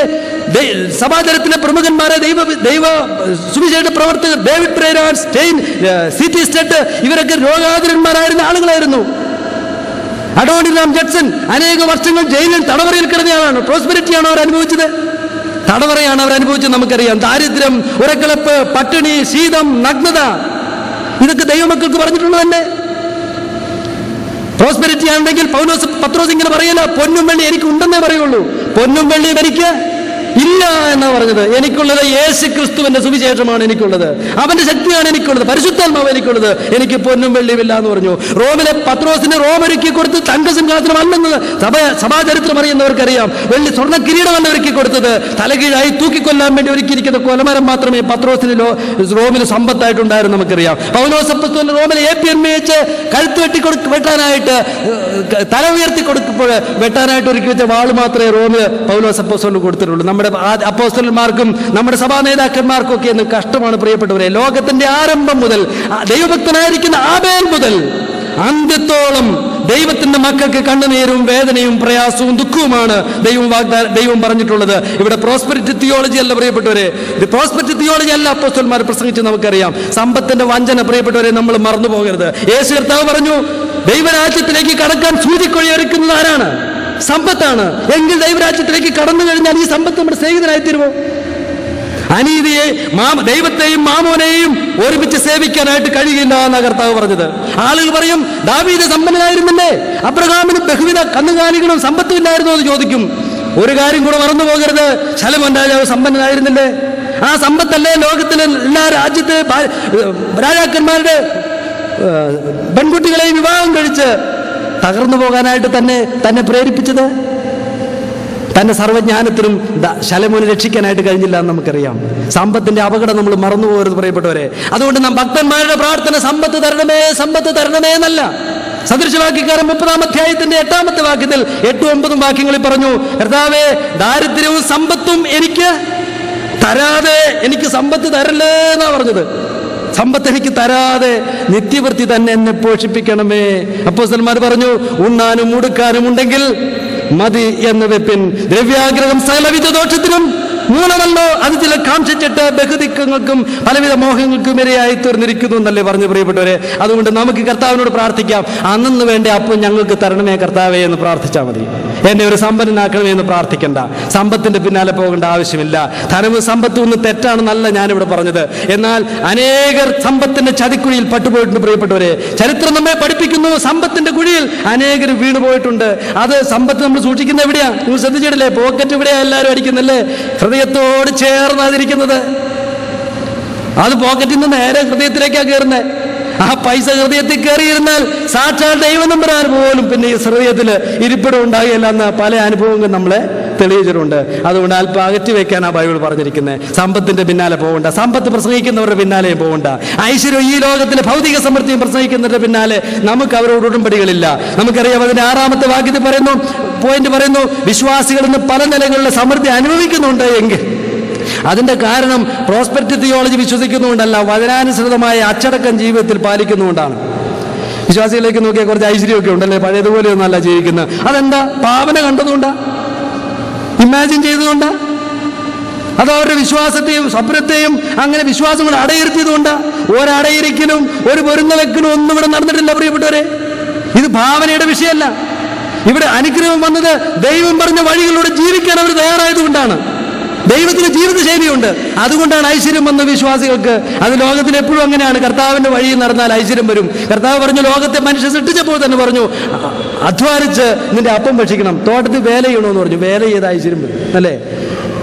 നമ്മൾ 4-ാം കൽപ്പന പലപ്പോഴും ആളുകൾ വായിക്കുന്നത് വിശ്രമത്തിന്റെ കൽപ്പനയാണെന്നാണ്. 4-ാം കൽപ്പന എഴുതിയിട്ടുണ്ടല്ലോ, സാബത്ത് വിശ്രമിക്കണം. അത് മാത്രമല്ല 4-ാം കൽപ്പന വലിയ കൽപ്പനയാണ്. അതിനകത്ത് എഴുതിയിരിക്കുന്ന പ്രധാനപ്പെട്ട കാര്യം, ഒരു ആഴ്ചയിൽ 7 ദിവസമുണ്ട്. ഈ 7 ദിവസം ഒരു ദിവസം മാത്രമല്ല അവിടെ പറഞ്ഞിരിക്കുന്നത്. ആദ്യം പറഞ്ഞ 6 ദിവസം കഴിഞ്ഞിട്ടല്ലേ 7-ാം ദിവസം. 6 ദിവസത്തെ പറ്റി എന്താ പറഞ്ഞത്? 6 ദിവസം അധ്വാനിച്ച് നിന്റെ വേല ഒക്കെയും തീർക്കാം, എന്നിട്ട് മതി നിന്റെ ശാബത്ത് വിശ്രമം. 6 ദിവസം പണിയെടുക്കാതെ പരകാരം നോക്കി നടത്തിട്ട് 7-ാം ദിവസം ശാബത്ത് വിശ്രമത്തിനായിട്ട് സഭാകളിലേക്ക് എന്നാൽ കോളറെ പിടിച്ച് എഴുന്നേപ്പിച്ചിട്ട് പോയി പണിയെടുത്തിട്ട് പാടാന്ന് പറയണം അല്ലേ? വിശ്രമിക്കാൻ അവകാശമുള്ളവൻ അധ്വാനിക്കുന്നവനാണ്. അവൻ അധ്വാനിക്കട്ടെ. അധ്വാനിച്ചാൽ അവൻ ഐശ്വര്യം വരും. അതാ ദൈവം നമ്മെ പഠിപ്പിച്ചത്. അധ്വാനിക്കാൻ തുടങ്ങി. വിശ്വാസികൾക്ക് ഐശ്വര്യം വന്നത് പണ്ട് മദ്യഷാപ്പിലും കള്ള് ഷാപ്പിലും ഒക്കെ പൈസ കൊടുക്കുന്നവനെ നിർത്തിയിട്ട് അവന്റെ കുടുംബകാര്യം നോക്കാനായിട്ട് തുടങ്ങി. കണ്ട വേണ്ടാധീനങ്ങൾക്ക് വേണ്ടി ചെലവഴിച്ചവൻ മാന്യമായി ചെലവഴിക്കാനായിട്ട് തുടങ്ങി. ദുശാഠ്യം വെടിഞ്ഞു, ജോലി ചെയ്യാനായിട്ട് തുടങ്ങി, സഹകരണശീലം വളർത്തി, മറ്റുള്ളവർ ആലോചന ചോദിക്കാൻ. കണ്ട മണ്ടത്തരങ്ങളൊക്കെ ചെയ്ത ആളുകൾ വിശ്വാസികൾ ആലോചന ചോദിച്ച് കാര്യങ്ങൾ ചെയ്യാനായിട്ട് തുടങ്ങി. ഇല്ലാത്തവരോട് പങ്കുവയ്ക്കാനായിട്ട് തുടങ്ങി, ദൈവത്തെ മാനിക്കാനായിട്ട് തുടങ്ങി. അപ്പോൾ അവരുടെയൊക്കെ ജീവിതത്തിൽ സംതൃപ്തി ഐശ്വര്യമൊക്കെ വന്നിട്ടുണ്ട്. യഹോവഭക്തന്റെ ലക്ഷണം 128-ാം സങ്കീർത്തനം വായിക്കുന്നുണ്ട്. നിന്റെ കൈകളുടെ അധ്വാന ഫലം നീ തിന്നും. അവൻ അധ്വാനിച്ച് ജീവിക്കുന്നവനാ, വല്ലവന്റെ പോക്കറ്റ് കൈയിട്ട് വരുത്തുന്നവനല്ല. യഹോവഭക്തൻ അധ്വാനിച്ച് അത് തിന്നുന്നവനായിരിക്കുന്ന ആളുകളാണ്. അതുകൊണ്ട് ഭാവന കണ്ടും സ്വപ്നം കണ്ടൊന്നും നമ്മുടെ സമയം ചെലവഴിക്കേണ്ട പ്രിയപ്പെട്ടവരെ. സദൃശവാക്യത്തിലെ 31-ാം അധ്യായത്തിലെ സ്ത്രീ അവളുടെ സാമർത്ഥ്യത്തിന്റെ ഐശ്വര്യത്തിന്റെ രഹസ്യം എന്താ? വായിച്ചു നോക്കിയാൽ നമുക്കറിയാം. സമർത്ഥമായിട്ട് അധ്വാനിച്ചു അല്ലേ? ദീർഘവീക്ഷണത്തോടെ യുക്തിയാനുസൃതമായിട്ട് ദൈവം കൊടുത്ത സാധ്യതകൾ ഉപയോഗിച്ചു. അപ്പൊ ഐശ്വര്യം വന്നു. പ്രിയപ്പെട്ടവർ, ഇവിടുത്തെ അത്ഭുതം എന്താണെന്നറിയോ? ഇവിടുത്തെ അത്ഭുതം ഭാവനയും സ്വപ്നവും ഒന്നും അല്ല. ഇവിടുത്തെ അത്ഭുതം മനുഷ്യന്റെ ജീവിതശൈലി വ്യത്യാസപ്പെടുത്തിയതാണ്. ദൈവവചന പ്രകാരം ജീവിക്കാനായിട്ട് തുടങ്ങിക്ക് ജീവിതത്തിൽ നന്മ വരും. ആ നന്മയാണ് നമുക്കൊക്കെ ഉള്ളത്. അത് സുവിശേഷ വേലക്കാരുടെ കാര്യം. ചിലർക്ക് പറയും സുവിശേഷ വേലക്കാരന് അവൻ ഐശ്വര്യം വന്നു എന്ന്. എന്നാൽ സുവിശേഷ വേല എന്ന് പറഞ്ഞാൽ പണിയെടുക്കാത്തൊരു വേലയാണെന്ന് ആരൊക്കെയോ പറഞ്ഞൊരു തെറ്റിദ്ധാരയുണ്ട്. ചില സുവിശേഷകന്മാർ പണിയെടുക്കുന്നുണ്ടെന്നുള്ളത് സത്യം. ആരോടും കണക്ക് ബോധിപ്പിക്കണ്ടല്ലോ, എന്തുപോലെ ജീവിക്കാമല്ലോ. അതുമല്ല ദൈവം പറഞ്ഞത്. കഠിനാധ്വാനത്തിന്റെ വേല, നല്ല വേല. അവൻ വേല ചെയ്താൽ ദൈവം അവന് ഉപജീവനത്തിനുള്ള മാർഗം കൊടുക്കും. സുഖസമൃദ്ധി ഐശ്വര്യമല്ല, ഉപജീവനത്തിലുള്ള മാർഗം കർത്താവ് അവന് കൊടുക്കും. അധ്വാനിക്കുന്നവന് കിട്ടുന്ന ഐശ്വര്യമാണ് ദൈവമക്കളുടെ ഐശ്വര്യം. ദൈവത്തെ മാനിക്കുന്നവർക്ക് കിട്ടുന്ന ഐശ്വര്യമാണ് ദൈവമക്കളുടെ ഐശ്വര്യം. അല്ലാതെ പ്രോസ്പെരിറ്റി തിയോളജിയുടെ ഐശ്വര്യമൊന്നും അല്ല എന്ന് നമ്മൾ ഓർക്കണം. അതുപോലെ തന്നെ 7-ാമത്തെ കാര്യം, അത്ഭുതാവഹമായിരിക്കുന്ന ഇടപെടലുകൾ സാധാരണ ജീവിത വ്യവസ്ഥയല്ല. ഇപ്പം ലോകത്തിൽ എല്ലാവരും അത്ഭുതത്തിന്റെ പുറകെ പോകല്ലേ. കണ്ടാരോ ഒരു സാക്ഷ്യം പറഞ്ഞത് കേട്ടിട്ടുണ്ട്. കാരണം ബോംബെക്ക് പോയി 2 വർഷം ബോംബെയിൽ ജോലി ചെയ്തിട്ട് തിരിച്ച് സഭയിൽ വന്ന് സാക്ഷ്യം പറയുകയാണ്. കർത്താവ് എന്നെ അത്ഭുതകരമായിട്ട് പാലിച്ചു. പ്രത്യേകിച്ച് എടുത്ത് പറയേണ്ടത്, എന്നെ ഒരുപാട് വിമാനാപകടങ്ങളിൽ നിന്ന് രക്ഷിച്ചു എന്ന് പറഞ്ഞു. അപ്പോൾ ആരോ കഴിഞ്ഞപ്പോൾ ചോദിച്ചേട്ടാ, വിമാനാപകടമോ? നീ ഞാൻ പുറത്തൊന്നും പോയിട്ടില്ലല്ലോടാന്ന് പറഞ്ഞു. അപ്പോൾ പറഞ്ഞു, അല്ല വിമാനാപകടം എന്ന് പറഞ്ഞാലേ ഞാൻ വിമാനത്താവളത്തിൻ്റെ അടുത്താണ് താമസിച്ചത്. ദിവസം 10-20 വിമാനം തലയ്ക്ക് മേലേക്കൂടെ പോകും. ഒരെണ്ണം പോലും എൻ്റെ തലയിൽ പൊട്ടി വീണില്ല. മഹാത്ഭുതം. ആളുകൾ അത്ഭുതം നോക്കി പോവുകയാണേ. എല്ലായിടത്തും അത്ഭുതങ്ങളാണ്. കർത്താവ് ഈ ആഴ്ച 2 അത്ഭുതം, കഴിഞ്ഞ ആഴ്ച 3 അത്ഭുതം, മുഴുവൻ അത്ഭുതമാണ്. പ്രിയപ്പെട്ട, അങ്ങനെ തോന്നിയാൽ ഓർക്കും ദൈവം തമ്പുരാൻ ആദ്യം തന്നെ ഈ പ്രപഞ്ചത്തെ വിഭാവനം ചെയ്തത് അത്ഭുതം കൊണ്ട് കാര്യം ചെയ്യാനാണ് എന്ന് തോന്നും. അല്ല പ്രിയപ്പെട്ടവർ, ഈ പ്രപഞ്ചത്തെ ഉണ്ടാക്കിയപ്പോൾ സൂര്യാസ്തമയത്തെ സംബന്ധിച്ചും കാലാവസ്ഥയെ സംബന്ധിച്ചും അതുപോലെ ആവാസ വ്യവസ്ഥകളെ സംബന്ധിച്ചും ഒക്കെ ഒരുപാട് പ്രകൃതി നിയമങ്ങൾ വെച്ചിട്ടുണ്ട്. Natural law. ദൈവം അതിനെ മുഴുവൻ എടുത്ത് കളഞ്ഞിട്ടൊന്നുമില്ല. വിശ്വാസിക്ക് പ്രകൃതി നിയമമില്ല. വിശ്വാസി മുഴുവൻ അത്ഭുത നിയമത്തിലാണ് നടക്കുന്നത്. അങ്ങനെ ദൈവം ഒരു സ്ഥലത്തും പറഞ്ഞിട്ടില്ല. ദൈവത്തിന്റെ ആ പ്രോഗ്രാമിംഗ് ഉണ്ടല്ലോ, ആ പ്രോഗ്രാമിൽ ആ കാര്യങ്ങളൊക്കെ നടക്കുന്നത്. വിശക്കുന്നുണ്ടെങ്കിൽ ജോലി ചെയ്ത് ഭക്ഷണം ഉണ്ടാക്കി കഴിക്കണം, അല്ലാതെ അത്ഭുതം പ്രവർത്തിക്കണമേ എന്ന് പറഞ്ഞു നോക്കിയിരിക്കുകയല്ല. സാമ്പത്തിക ബുദ്ധിമുട്ടുണ്ടെങ്കിൽ എവിടെ ജോലി ചെയ്യാൻ പറ്റുമെന്ന് നോക്കി പറ്റുന്ന ജോലി ദുശാഠ്യം പിടിഞ്ഞ് താഴ്മയോട് പോയി ചെയ്യുക. ദൈവം പറഞ്ഞിരിക്കുക. തണുക്കുന്നുണ്ടെങ്കിൽ നല്ല വസ്ത്രം വില കൊടുത്ത് വാങ്ങി ധരിക്കുക. പൈസ കൊടുക്കാനില്ലാത്തവൻ അതിനുള്ള വഴി ദൈവം വെച്ചിട്ടുണ്ട്. ഈ പ്രപഞ്ചം മുന്നോട്ട് പോകുന്നത് സ്വാഭാവിക നിയമങ്ങളാലാണ്, അല്ലാതെ എല്ലാത്തിനും അത്ഭുതം. ഇവിടെ ആളുകൾ മുഴുവൻ അത്ഭുതം തന്നെ കാണുന്നത്. നമ്മളും ചിലപ്പോൾ പറയും ഒരു ഈ ക്യാമ്പ് ഇവിടെ നിർത്തി കഴിയുമ്പോൾ മഹാത്ഭുതം ചിലപ്പോൾ പറയാൻ സാധ്യതയുണ്ട്. വെയിറ്റ്, അത്ഭുതത്തെ ശരിക്കും നിർവചിച്ചിട്ടേ നമുക്ക് പറയാവുള്ളൂ. അതിനുവേണ്ടി എന്തുമാത്രം അധ്വാനം, എന്തുമാത്രം കഷ്ടപ്പാടുകൾ, വേദന, ദുരിതം, കഷ്ടത ഒക്കെ അനുഭവിച്ചു. അങ്ങനെ ചെയ്താൽ ക്യാമ്പ് നടത്താമല്ലേ? ലോകത്തെ എല്ലാവരും അവരുടെ ക്യാമ്പുകൾ നടത്തുന്ന അങ്ങനെയല്ലേ? നമ്മളും അതാ ചെയ്യുന്നു. നമ്മൾ ദൈവത്തിന് വേണ്ടി ചെയ്യുന്നു, അവർ മറ്റു കാര്യങ്ങൾക്ക് വേണ്ടി ചെയ്യുന്നു. പ്രത്യേകിച്ച് മഹാത്ഭുതങ്ങളൊന്നും ഇവിടെ നടക്കുന്നില്ല. ദൈവത്തിന്റെ വ്യവസ്ഥയ്ക്കനുസരിച്ച് മുന്നോട്ട് പോകുന്നതേ ഉള്ളൂ. ആരോ ഒരാളുടെ ചരിത്രം പറഞ്ഞ് ഞാൻ കേട്ടിട്ടുണ്ട്. ഒരു സ്ഥലത്തൊരു വലിയ വെള്ളപ്പൊക്കം ഉണ്ടായി. അപ്പോൾ എല്ലാവരും ഉയർന്ന സ്ഥലത്തേക്ക് ഓടി രക്ഷപ്പെട്ടു. ഒരു ഭക്തൻ മാത്രം പറഞ്ഞു ദൈവം എന്നെ രക്ഷിക്കുമെന്ന് പറഞ്ഞു. വെള്ളം എൻ്റെ വീട്ടിലേക്ക് കയറി വരാതെ എന്നെ രക്ഷിക്കുമെന്ന് പറഞ്ഞു. കുറെ കഴിഞ്ഞ് വെള്ളം പൊങ്ങി പൊങ്ങി വരികയാണ്. കുറച്ച് ആദ്യത്തെ നിലയിലായി, രണ്ടാമത്തെ നിലയിൽ ഞാൻ കയറുന്നു, ദൈവം രക്ഷിക്കും, ഇപ്പോൾ വെള്ളം താഴുമെന്ന് പറഞ്ഞു. അപ്പോൾ അതാ പിന്നെയും മുങ്ങിയപ്പോഴും വീടിന് മേലെ ഇരുന്ന് കർത്താവേ രക്ഷിക്കണമേ രക്ഷിക്കണമേ എന്ന് പറഞ്ഞു. അപ്പോൾ അതാ ഒരു തടി, ഒരു വലിയ മരം അതിൽ ഒഴിയുവാനുണ്ട്. വേണമെങ്കിൽ ഇവനത് രക്ഷപ്പെടാറുണ്ട്. ഈ മഹാഭക്തൻ പറഞ്ഞു ദൈവം എനിക്ക് രക്ഷയുടെ വഴി ഒരുക്കുമെന്ന് പറഞ്ഞു. കുറച്ച് കഴിഞ്ഞപ്പോൾ ആളുകൾ ഒരു വഞ്ചിയിൽ വന്ന് കയറി രക്ഷപ്പെട്ടോ രക്ഷപ്പെട്ടോ എന്ന് പറഞ്ഞ ആളുകൾ വന്നു. അന്നേരം പറഞ്ഞു ദൈവം എനിക്ക് രക്ഷയൊരുക്കും, ഞാൻ ഭക്തനാണ്, ദൈവത്തിന്റെ ഭക്തൻ എന്ന് പറഞ്ഞു. വഞ്ചിയും പോയി. കുറെ കഴിഞ്ഞു വെള്ളം ഇങ്ങനെ പൊങ്ങിക്കൊണ്ടിരിക്കുകയാണ്. അപ്പോൾ ഒരു ഹെലികോപ്റ്റർ, സൈന്യത്തിന്റെ ഹെലികോപ്റ്റർ വന്നിട്ട് ഗോണി ഇറക്കി കൊടുത്തിട്ട് പറഞ്ഞു രക്ഷപ്പെട്ടു എന്ന് പറഞ്ഞു. ഇല്ല, നിങ്ങളുടെ സഹായം വേണ്ട, ദൈവം രക്ഷിക്കൂ എന്ന് പറഞ്ഞു. അവസാനം വെള്ളം പൊങ്ങി ഭക്തൻ മരിച്ചു. നേരെ സ്വർഗത്തിലേക്ക് ചെന്നു. ദൈവത്തിന് മുമ്പിൽ ചെന്ന ആദ്യത്തെ ചോദ്യം, ദൈവമേ ഈ ചതി എന്നോട് ചെയ്യണ്ടായിരുന്നു എന്ന് പറഞ്ഞു. നിന്റെ ഭക്തനല്ലായിരുന്നു ഞാൻ, നീ എന്തുകൊണ്ട് എന്നെ രക്ഷിച്ചില്ല? ദൈവം മൂക്കത്ത് വിരല് വെച്ചു. മൂക്കുണ്ടോ എന്ന് ചോദിച്ചേക്കരുത്, വിരല് വെച്ച് ചോദിച്ചു, എടാ ഭയങ്കര, നിന്നെ ഞാൻ രക്ഷിച്ചില്ലെന്നോ? നിന്നെ രക്ഷിക്കാൻ വേണ്ടി ഞാൻ ആദ്യം നിനക്ക് ഓടിപ്പോകാൻ സമയം തന്നില്ലേന്ന് ചോദിച്ചു. നീ ഓടിയോ? രണ്ടാമതൊരു മരം ഞാൻ അവനെ ഒഴുക്കി വിട്ടില്ലേന്ന് ചോദിച്ചു. നീ കയറിയോ? മൂന്നാമത് ഇത് ദുശാട്ടിക്കാരൻ, നീ രക്ഷിക്കാൻ വേണ്ടി ഒരു വഞ്ചിക്കാരെ വള്ളക്കാരെ അതിൽ അയച്ചില്ലേ, നീ കയറിയോ എന്ന് ചോദിച്ചു. എന്നിട്ടും രക്ഷപ്പെടാതെ, ലോകത്തിൽ അനേകർക്ക് കിട്ടാത്ത ഭാഗ്യം വിമാനത്തേക്ക് രക്ഷപ്പെടാൻ നിനക്ക് അവസരം തന്നില്ലടാ. നീ എന്നിട്ടും രക്ഷപ്പെടാതെ വന്നിട്ട് എന്നെ കുറ്റപ്പെടുത്തുവാണോ എന്ന് ചോദിച്ചു. പലപ്പോഴും നമ്മളൊക്കെ ഇങ്ങനെയൊക്കെയാ ചിന്തിക്കുന്നല്ലേ, കർത്താവ് അത്ഭുതം ചെയ്യുമെന്ന് വിചാരിക്കും. കർത്താവിന്റെ അത്ഭുതങ്ങൾ ഈ ലോകത്തിൽ നടക്കുന്ന കാര്യങ്ങൾ, ദൈവത്തിന്റെ പ്രോഗ്രാമിംഗ് പ്രിയപ്പെട്ടവരെ. എല്ലാ അത്ഭുതം എന്ന് പറഞ്ഞ് ആരും പുറകെ വേണ്ട. അങ്ങനെ പറയുന്നവരും യഥാർത്ഥത്തിൽ അത്ഭുതങ്ങളല്ല. അവരൊക്കെ പറയുന്നത് ദൈവപരിപാലനയുടെ കരങ്ങളാണ്. ഞാൻ ഇങ്ങോട്ട് വന്നപ്പോൾ എൻ്റെ കാല് തട്ടി വീണ്ടതായിരുന്നു, വീണില്ല. അത് മഹാത്ഭുതമാണോ? ദൈവത്തിന്റെ പ്രോവിഡൻഷ്യൽ കെയർ ആണോ? അത് ദൈവത്തിന്റെ പരിപാലനം നമ്മൾ പറയുന്നത്. അങ്ങനെയാ ദൈവം ഈ പ്രപഞ്ചത്തെ ക്രമപ്പെടുത്തിയിരിക്കുന്നത്. ദൈവപരിപാലനയുടെ വൻകരങ്ങളിലാണ് ഈ ലോകങ്ങൾ ഇങ്ങനെ നടക്കുന്നത്. അതിലാണ് നമ്മളൊക്കെ ജീവിക്കുന്നത്. ഇത് ഞാൻ പറയുമ്പോൾ ഞാൻ ദൈവനിസംഗവാദിയോ ഡീയിസ്റ്റ് ഒന്നുമല്ല. അത്ഭുതം പ്രവർത്തിക്കാതെ ഇതൊക്കെ ഇങ്ങനെ ട്യൂൺ ചെയ്ത് വെച്ചിട്ട് ദൈവം ഓടി മറിഞ്ഞ് വേണമെങ്കിൽ നിങ്ങൾ ഇഷ്ടം പോലെ ജീവിച്ചെന്ന് പറഞ്ഞ ദൈവം അല്ല. ദൈവം ഇടപെടുന്നുണ്ട് ചരിത്രത്തിൽ അത്ഭുതാവഹമായിട്ട്. പ്രകൃതി നിയമങ്ങൾക്ക് വിശദീകരിക്കാൻ, അറിയുന്ന പ്രമാണങ്ങൾക്ക് വിശദീകരിക്കാൻ ആവാത്ത വിധത്തിൽ ദൈവം ഇന്നും പ്രവർത്തിച്ചുകൊണ്ടിരിക്കുകയാണ്. രണ്ട് പ്രധാനപ്പെട്ട കാലഘട്ടങ്ങൾ നമുക്കറിയാം. ഇസ്രായേൽ ജനതയെ ദൈവം വിടുവിച്ചതായിരിക്കുന്ന അത്ഭുതങ്ങളുടെ പരമ്പര നമുക്കറിയാം. എക്സഡസ്, പുറപ്പാടിന്റെ കാലം. കർത്താവായ യേശു ക്രിസ്തു മാനവരക്ഷയ്ക്ക് വേണ്ടി ലോകത്തിലേക്ക് വന്നപ്പോൾ താനും തന്റെ അപ്പോസ്തലന്മാരും ചെയ്ത അത്ഭുതങ്ങളുടെ പരമ്പര നമുക്കറിയാം. അത് വീണ്ടെടുപ്പിനോടുള്ള ദൈവപരിപാടിയുടെ പ്രത്യേക പ്രവർത്തനങ്ങളാണ്. ആ അത്ഭുതങ്ങൾ, ലോകത്തിലെ ഏറ്റവും വലിയ അത്ഭുതം യേശു ക്രിസ്തുവിന്റെ പുനരുത്ഥാനമാണ് പ്രിയപ്പെട്ടവരെ. പ്രകൃതിയുടെ ഇന്നറിയാവുന്ന പ്രമാണങ്ങൾക്കൊന്നും ഇത് വിശദീകരിക്കാനായിട്ട് കഴിയില്ല. അതാണ് അത്ഭുതം. ആ അത്ഭുതങ്ങൾ അങ്ങനെ ഉണ്ടെന്ന് നമുക്കറിയാം. അതെന്തിനാ ദൈവം കൊടുത്തത്? ദൈവത്തിന്റെ പ്രവർത്തനങ്ങളുടെ പ്രത്യേക പ്രവർത്തനങ്ങളും അത് സംബന്ധിച്ച് ദൈവം കൊടുത്ത വെളിപ്പാടുകളുടെ അറ്റസ്റ്റേഷനുമായിരുന്നു. ദൈവം മനുഷ്യൻ വിശ്വസിക്കണമെന്ന് പറഞ്ഞു കൊടുത്തായിരിക്കുന്ന ദൈവത്തിന്റെ വെളിപ്പാടുകൾക്ക് ഉറപ്പായി കൊടുത്ത അടയാളങ്ങൾ ആയിരുന്നു ഈ അത്ഭുതങ്ങൾ നമുക്കറിയാം. അതുപോലെ അല്ലാതെ ജീവിതത്തിലെ എല്ലാ കാര്യങ്ങളും അങ്ങനെ തന്നെ നടക്കണമെന്ന് കർത്താവ് നമ്മെ പഠിപ്പിച്ചത് അല്ല. പ്രകൃതിയിലെ സ്വാഭാവിക പ്രവർത്തനങ്ങളിലൂടെയും ദൈവ പരിപാലനയിലൂടെയും മനുഷ്യന്റെ സ്വാഭാവിക കഴിവുകൾ ഉപയോഗിക്കുന്നതിലൂടെയും ദൈവം നമ്മുടെ ജീവിതത്തെ ഇന്ന് മുന്നോട്ട് നടത്തിക്കൊണ്ടിരിക്കുകയാണ്. നിങ്ങൾക്കറിയുമോ, ഇസ്രായേൽ 40 വർഷം മരുഭൂമി ജീവിച്ചപ്പോൾ മന്ന കൊടുത്തവരെ പോഷിപ്പിച്ചു. കരിമ്പാറയിൽ നിന്ന് വെള്ളം കൊടുത്തു. വാഗ്ദത്ത നാട്ടിലേക്ക് കാലെടുത്ത് കുത്തിയ ദിവസം ദൈവം പറഞ്ഞു മതിയെന്ന് പറഞ്ഞു. ഇനി മന്ന ഇല്ല എന്ന് പറഞ്ഞു. പിന്നെ എന്ത് ചെയ്യും? അധ്വാനം ജീവിക്കാൻ പറഞ്ഞു. ഇനി പാറയെന്ന് വെള്ളം കിട്ടിയല്ല എന്ന് പറഞ്ഞു.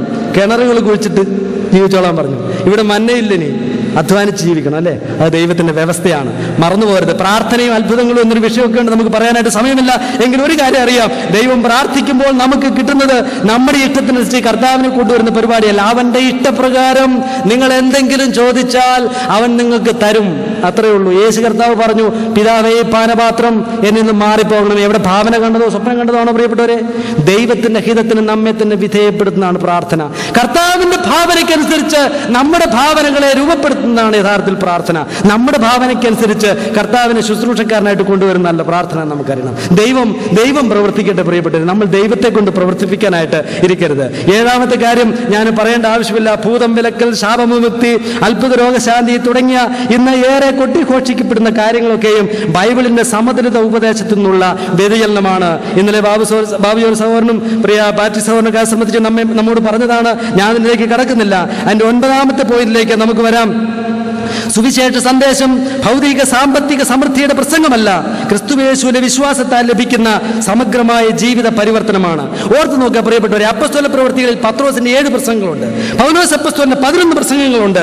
ഈ പ്രസംഗങ്ങൾ നിങ്ങൾ വായിച്ചു നോക്കിയാൽ അവിടെ എവിടെയാണ് അവർ ഭൗതിക സമൃദ്ധി പ്രസംഗിച്ചത്? അപ്പോസ്തല പ്രവൃത്തിയിൽ അനേക സുവിശേഷ യോഗങ്ങളുണ്ട്. എവിടെയാണ് അവർ അത്ഭുത രോഗശാന്തിക്ക് വേണ്ടി ആളുകളെ പരസ്യം ചെയ്ത് വിളിച്ചു കൂട്ടിയത്? അവർ സുവിശേഷം പ്രസംഗിക്കുക ചെയ്തത്. പൗലോസ് അപ്പോസ്തലൻ 13 ലേഖനങ്ങൾ എഴുതി, പത്രോസ് 3 ലേഖനങ്ങൾ എഴുതി, യോഹന്നാൻ 2 ലേഖനങ്ങൾ എഴുതി, യോഹന്നാന്റെ 3 ലേഖനങ്ങൾ, യൂദ എഴുതി, യാക്കോബ് എഴുതി, ഹെബ്രായ ലേഖനമുണ്ട്. ഈ സുവിശേഷങ്ങളിൽ എവിടെയാണ് പ്രോസ്പെരിറ്റി തിയോളജി പറഞ്ഞിരിക്കുന്നത്? അവരൊക്കെ പറഞ്ഞത് കർത്താവായ യേശു ക്രിസ്തുവിൽ പാപമോചനത്തിനായി കാൽവരി ക്രൂശിൽ യാഗമായി തീർന്ന യേശു ക്രിസ്തുവിൽ വിശ്വസിച്ചാൽ നമുക്കൊരു പുതുമനുഷ്യനായി ജീവിക്കാം. ഐശ്വര്യവും സമൃദ്ധിയും ദൈവികമായ ഐശ്വര്യവും സമൃദ്ധിയുമാണ്. സ്വർഗത്തെ നോക്കി നിത്യജീവന് വേണ്ടി ജീവിക്കാം എന്നല്ലേ അവർ പ്രസംഗിച്ചത്. തൽക്കാലത്തേക്കുള്ള പാച്ച് വർക്കൊന്നും അവർ പ്രസംഗിച്ചിട്ടില്ല പ്രിയപ്പെട്ടവരെ. നമ്മുടെ ജീവിതത്തെ സമഗ്രം രൂപാന്തരപ്പെടുത്തുന്നതായിരിക്കുന്ന സമൃദ്ധിയായ ജീവൻ, അതാണ് സുവിശേഷത്തിന് നമുക്ക് വാഗ്ദാനം ചെയ്യാനായിട്ടുള്ളത്. അപ്പോസ്തലന്മാർ പ്രസംഗിച്ചത് അതാണ്. ദരിദ്രനോടും ധനവാനോടും പണ്ഡിതനോടും പാമരനോടും സകല മനുഷ്യനോടും നമുക്ക് പ്രസംഗിക്കാൻ ഒരു സന്ദേശമേ ഉള്ളൂ. സാമ്പത്തിക സമൃദ്ധിയുടെ, ഭൗതിക സുസ്ഥിതിയുടെ, രോഗസൗഖ്യത്തിന്റെ സുവിശേഷമല്ലത്. യേശു ക്രിസ്തുവിൽ വിശ്വസിക്കുന്നവന് നിത്യജീവനുണ്ട്. കാൽവരിയിൽ നമുക്ക് വേണ്ടി ഒരുക്കപ്പെട്ടതായിരിക്കുന്ന ഒരു യാഗപീഠമുണ്ട്. രക്തപ്രതികാര ഗന്ധങ്ങളെ പിടിച്ച് നശിപ്പിക്കാതിരിക്കേണ്ടതിന് ആ ക്രൂസിന്റെ ചുവട്ടിലേക്ക്, ആ യാഗപീഠത്തിലേക്ക്, ആ സങ്കേത നഗരത്തിലേക്ക് ഓടി രക്ഷപ്പെട്ടുകൊള്ളുവിൻ എന്ന് നമുക്ക് എല്ലാവരോടും പ്രസംഗിക്കാനുള്ള സുവിശേഷം അതാണ്. വേറൊരു സുവിശേഷം നമ്മൾ പ്രസംഗിക്കണം. ഇതാണ് നമ്മുടെ സുവിശേഷം. ക്രൂശിങ്കിലേക്ക് നോക്കി ക്രൂശിക്കപ്പെട്ട ക്രിസ്തുവിനെ പ്രസംഗിക്കുക. പാപബോധനത്തിന് യേശു ക്രിസ്തുവിന്റെ വിശ്വാസത്താൽ മാർഗമുണ്ട് എന്ന് പ്രസംഗിക്കുക. എല്ലാവരോടും അതേ പ്രസംഗിക്കാനായിട്ടുള്ളൂ. അല്ല സാമ്പത്തിക സമൃദ്ധിയാണ് പ്രസംഗിക്കുന്നതെങ്കിൽ നമ്മളെക്കാൾ സമൃദ്ധന്മാർ ബിൽ ഗേറ്റ്സും ബ്രൂണൈ സുൽത്താനും ഒക്കെ അല്ലേ? അവരൊക്കെയാണോ കൂടുതൽ ദൈവഭക്തന്മാര്? അല്ല പ്രിയപ്പെട്ടവരെ, ദൈവത്തിന്റെ ദാസന്മാര് ദാരിദ്ര്യത്തെ പ്രിയപ്പെട്ട് ദാരിദ്ര്യത്തിന് വേണ്ടി മറ്റുള്ളവരെ സമ്പന്നരാക്കുന്നതിന് വേണ്ടി ദാരിദ്ര്യം തിരഞ്ഞെടുത്തിയ ആളുകളാണ്. നമ്മൾ ഒരിക്കലും മറക്കരുത്. നമ്മുടെ കർത്താവായ യേശു ക്രിസ്തുവിന്റെ അടുക്കിലേക്ക് വരുമ്പോൾ നമ്മൾ ഓർക്കണം, ഈ അനേകരെ ദൈവത്തിങ്ങൾ സമ്പന്നരാക്കുവാൻ ദരിദ്രന്റെ പാത തിരഞ്ഞെടുത്ത ക്രിസ്തുവാണ് നമുക്ക് മാതൃക. ലോകത്തിന് യഥാർത്ഥ ഐശ്വര്യത്തിന്റെ സന്ദേശം പ്രസംഗിക്കാൻ നിയമിക്കപ്പെട്ടവർ ഇന്ന് ചെല്ലേണ്ടത് നസ്രത്തിലെ തച്ചന്റെ മണിശാലയിലേക്കാണ് പ്രിയപ്പെട്ടവരെ. അവിടെ അവൻ ഒരുപാട് കുരിശുകൾ തീർത്തു വെച്ചിട്ടുണ്ട്. തന്നെ അനുഗമിക്കുന്നവർക്ക് ചുമലില്ലാറ്റാൻ വേണ്ടിയുള്ള കുരിശുകൾ എനിക്കും നിങ്ങൾക്കും വേണ്ടി അവൻ തീർത്തു വെച്ചിട്ടുണ്ട് പ്രിയപ്പെട്ടവരെ. കർത്താവ് പറഞ്ഞു, ആരെങ്കിലും എന്നെ അനുഗമിക്കാൻ ഇച്ഛിച്ചാൽ തന്റെ ക്രൂശുമെടുത്ത് എന്റെ പിന്നാലെ വരട്ടെ. പ്രിയ സ്നേഹിത, എനിക്ക് നിങ്ങളോട് ചോദിക്കാനുള്ള ചോദ്യം ഇത് മാത്രമേ ഉള്ളൂ. യേശു ക്രിസ്തുവിനെ നിങ്ങൾ ജീവിതത്തിലേക്ക് ക്ഷണിച്ചപ്പോൾ ഏത് സ്വപ്നമാണ് നിങ്ങൾ കണ്ടത്? ആ സ്വപ്നത്തിൽ ഒരു ഗത്സമനി ഉണ്ടായിരുന്നു പ്രിയപ്പെട്ടവരെ. നിങ്ങളൊരു പ്രത്തോറിയം നിങ്ങൾ സ്വപ്നം കണ്ടിരുന്നോ? ഒരു കാൽവരി നിങ്ങൾ സ്വപ്നം കണ്ടിരുന്നോ? കർത്താവായ യേശു ക്രിസ്തു പറഞ്ഞു, ലോകത്തിൽ നിങ്ങൾക്ക് കഷ്ടമുണ്ട്. അതാ കർത്താവ് പറഞ്ഞത്. ദുഃഖമുണ്ട്, ദാരിദ്ര്യമുണ്ട്, വേദനകളുണ്ട്, രോഗങ്ങളുണ്ട്, പ്രയാസങ്ങളുണ്ട്. പക്ഷെ ഒന്ന് ഓർത്തുകൊള്ളുക, ക്ഷണനേരത്തേക്കുള്ള താൽക്കാലികമായിരിക്കുന്ന കഷ്ടം. ബ്രസീലിലെ ഒരു സഞ്ചാരി ഒരു ദിവസം ആ തെരുവിലൂടെ കടന്നു പോവുകയാണ്. അപ്പൊ ഈ പാഷൻ വീക്ക് എന്ന് പറയും, അതായത് ദുഃഖ വെള്ളിയാഴ്ചയും ഉയർപ്പ് ഞായറാഴ്ചയൊക്കെ ആചരിക്കുന്ന ആ ആഴ്ചയിൽ അവർക്ക് ഒരുപാട് മതാനുഷ്ഠാനങ്ങളുണ്ട്. ഈ അനുഷ്ഠാനങ്ങൾക്ക് ഇങ്ങനെ കുരിശുകൾ വേണം. അവർക്ക് കുരിശ് പിടിച്ച് കുർബാന കാണണമല്ലോ ഒക്കെ ആയിരിക്കും. അപ്പൊ ഈ കുരിശുകൾ ഇങ്ങനെ വിൽപ്പനയ്ക്ക് വെച്ചേക്കാണ്. അപ്പൊ ഒരു കടയുടെ മുമ്പിൽ, കടകളിലൊക്കെ കുരിശുകൾ ഉണ്ടാക്കി വെച്ചേക്കാം. ഒരു കടയുടെ മുമ്പിൽ ഒരു ബോർഡ് വെച്ചേക്കാണ്, ചീപ്പ് ക്രോസസ് ആർ ഫോർ സെയിൽ. വില കുറഞ്ഞ കുരിശുകൾ വിൽപ്പനയ്ക്ക്. വില കുറഞ്ഞ കുരിശുകൾ. പ്രിയപ്പെട്ടവരെ, ആ കച്ചവടക്കാരുടെ കാര്യം മനസ്സിലായല്ലേ? ജനം അന്വേഷിക്കുന്നത് വില കുറഞ്ഞ കുരിശുകളാണ്. എങ്ങനെയുള്ള കുരിശുകളാ? സ്വർണ്ണത്തിൽ തീർത്ത, വെള്ളിച്ചരടിൽ കോർത്ത അങ്ങനെയുള്ള കുരിശുകൾ അല്ലേ? രത്നം പതിപ്പിച്ച കുരിശുകള്. വിശ്രമിക്കട്ടെ പ്രിയപ്പെട്ടവരെ, പള്ളിമേടകളിലും ചില്ലുകൊട്ടാരങ്ങളിലും രൂപക്കൂടുകളിലും ഒക്കെ പാടലങ്കാരമായിട്ട് വിശ്രമിക്കട്ടെ. നമുക്ക് വേണ്ടത് വിലയുള്ള കുരിശുകളാണ്. കണ്ണുനീരിന്റെ നനവുള്ള കുരിശുകളാണ് നമുക്ക് വേണ്ടത്. രക്തത്തിന്റെ നിറമുള്ള കുരിശുകളാണ് നമുക്ക് വേണ്ടത്. മരണത്തിന്റെ മണമുള്ള കുരിശുകളാണ് നമുക്ക് വേണ്ടത്. അതാണ് നമ്മുടെ കർത്താവ് കാൽവരിയിലേക്ക് ചുമന്നു കൊണ്ടുപോയത്. അവന് പിന്നാലെ പോയവരൊക്കെയും സഭാ ചരിത്രത്തിൽ 1000-10,000 ചുമന്നു കൊണ്ടുപോയത് മരണത്തിന്റെ മണമുള്ള, വേദനയുടെ നിറമുള്ള ഈ കുരിശുകളാണ് ചുമന്നു കൊണ്ടുപോയത്. നിങ്ങൾക്ക് വേണ്ടത് ഏത് കുരിശാ പ്രിയപ്പെട്ടവരെ? ഭാരം കുറഞ്ഞ കുരിശുകളോ? ചീപ്പ് ക്രോസസ് നമുക്ക് വേണ്ട. കർത്താവേ, ഞാനിതാ കർത്താവേ, നിന്റെ പിന്നാലെ എൻ്റെ ക്രൂശും എടുത്തുകൊണ്ട് ഞാൻ വരുന്നു എന്ന് പറയാം. നമ്മുടെ കുടുംബജീവിതങ്ങളിൽ, വ്യക്തിബന്ധങ്ങളിൽ, തൊഴിൽശാലകളിൽ, നമ്മുടെ ലോകത്തിന്റെ നാനാഭാഗങ്ങളിൽ കഷ്ടങ്ങളും പ്രയാസങ്ങളും വരുമ്പോൾ, ദാരിദ്ര്യവും വേദനകളും വരുമ്പോൾ നമുക്ക് കർത്താവിനോട് പറയാം, കർത്താവേ, തല ചായ്ക്കാൻ ഇടമില്ലാതെ ദരിദ്രനായിട്ട് നീ വന്നല്ലോ, നിന്റെ കഷ്ടങ്ങൾക്ക് പങ്കുള്ളവനാകുന്നതിൽ ഞാൻ സന്തോഷിക്കുന്നു. നമുക്ക് പറയാം. നമുക്ക് കുരിശൊരുക്കുക കർത്താവ്, നമുക്ക് വേണ്ടി കുരിശ് ചുമന്ന കർത്താവ് നമുക്കും ഇവിടെ കുറച്ച് കുരിശുകൾ വെച്ചിട്ടുണ്ട്. ഇത് അവസാനമല്ല പ്രിയപ്പെട്ടവരെ, നമ്മുടെ നല്ല നാളെ വരും, കല്യാണ സദ്യ വരും. കുഞ്ഞാടിൻ്റെ കല്യാണ നാളിൽ നാം എല്ലാവരും ഒരുമിച്ചിരുന്ന് എല്ലാ വ്രതന്മാരും ചേർന്ന് സന്തോഷിക്കുന്ന ആ ദിവസമാണ് നമ്മുടെ സമൃദ്ധിയുടെ ദിവസം. അതിൽ നമ്മുടെ ആളുകളെ എല്ലാം എത്തിക്കണം. അതിനുവേണ്ടി ജീവൻ കൊടുക്കാനായിട്ട്, എല്ലാം കൊടുക്കാനായിട്ട് തയ്യാറായവർ അവരാണ് ദൈവത്തിൻ്റെ മക്കൾ. അതുകൊണ്ട് നമ്മുടെ കുരിശുകളെ നമുക്ക് ഒരുങ്ങാം. ഞാൻ ചുരുക്കത്തിൽ ഇത്രേ പറഞ്ഞുള്ളൂ. ഭൗതിക സമൃദ്ധിയുടെ സുവിശേഷം ബൈബിളിൻ്റെ സമതുലിത സന്ദേശമല്ല. ദൈവത്തിൻ്റെ കാര്യപരിപാടികളുടെ സമയക്രമീകരണം അറിയാതെയുള്ള തെറ്റായ ഊന്നലുകളാണ്. ധനത്തിന്റെ വഞ്ചനകളേക്കുള്ള അറിവില്ലായ്മകളാണ് അവരൊക്കെ പ്രസംഗിക്കുന്നത്. നമുക്കറിയാം, ധനത്തിന്റെ പിന്നാലെ പോയവര് എന്തെന്ന് ഉടമ്പടികളായിരുന്നു ചെയ്തത്? പണത്തെ സംരക്ഷിക്കാൻ വേണ്ടിയിട്ട് പിശാചിന്ന് കൊണ്ടുവരുന്ന ദരിദ്രരാക്കലല്ല, പണം കൊടുക്കലാണെന്ന എൻ്റെ ചിന്ത. പണം കൊടുത്താൽ ഏത് വിശ്വാസിയും കള്ളനാക്കാം. അതാ പിശാചിന്ന് ചെയ്തത്. നോക്കുക, ദരിദ്രന്മാരായിരുന്നപ്പോൾ നല്ല വിശ്വാസികളായിരുന്ന പലരും സമ്പത്തും പ്രതാപവും ഒക്കെ വന്നപ്പോൾ അവരിന്ന് അതിനുവേണ്ടി എന്ത് ഉടമ്പടിക്കും തയ്യാറായി. പണ്ട് തള്ളിക്കളഞ്ഞ് തൊപ്പിയും കുപ്പായവും അംശമണിയും ഒക്കെ എടുത്തിട്ട് അവരവരുടെ സാമ്രാജ്യത്തെ സ്ഥാപിക്കാനായിട്ട് തയ്യാറാണെന്ന് നിങ്ങൾ കാണുന്നില്ലേ? ഇന്ന് ലോകം ചെയ്യുന്നതാണ്. പണത്തെ സംരക്ഷിക്കാൻ വേണ്ടി ഏത് ദൈവത്തെ അവര് തള്ളിക്കളയും. പണം, മാമോൻ, അനീതിയുടെ മാമോനെ സേവിക്കാൻ. കർത്താവേ, ഞങ്ങളില്ല എന്ന് നമുക്ക് കർത്താവിനോട് പറയാം. ഫിലിപ്പിലേഖനത്തിൽ പറഞ്ഞൊരു വാക്യം നമുക്കറിയാമല്ലോ, അനേകർ ക്രൂശിന്റെ ശത്രുക്കളായി നടക്കുന്നു. ക്രൂശിന്റെ ശത്രുക്കൾ, അവരുടെ അവസാന നാശം, അവരുടെ ദൈവം വയറ്. ലജ്ജയായതിൽ അവർക്ക് മാനം തോന്നുന്നു. അവർ ഭൂമിയിലുള്ളത് ചിന്തിക്കുന്നു. നമ്മുടെ പൗരത്വമോ സ്വർഗത്തിലാകുന്നു. അവിടെ നിന്ന് കർത്താവായ യേശു ക്രിസ്തു രക്ഷിതാവായി വരും എന്ന് നാം കാത്തിരിക്കുന്നു. അതേ പ്രിയപ്പെട്ടവരെ, നമുക്ക് നമ്മുടെ ദൈവമാണ്. സ്വർഗത്തിലാണ് നമ്മുടെ പ്രത്യാശ. അതുകൊണ്ട് നമുക്ക് ബൈബിൾ പ്രസംഗിക്കാം, യേശു ക്രിസ്തുവിന്റെ സുവിശേഷം നമുക്ക് പ്രസംഗിക്കാം. പാളയത്തിന് പുറത്തേക്ക് ഇറങ്ങിപ്പോയി, അവനെ നിന്ന് ചുമന്നുകൊണ്ട് പാളയത്തിന് പുറത്തേക്ക് ഇറങ്ങിപ്പോയിട്ട് കർത്താവ് കൊണ്ടുവരുന്നതായിരിക്കുന്ന പുതിയ ആകാശത്തിനും പുതിയ ഭൂമിക്കുമായിട്ട് നമുക്ക് കാത്തിരിക്കാം. ദൈവം നമ്മെ സഹായിക്കട്ടെ.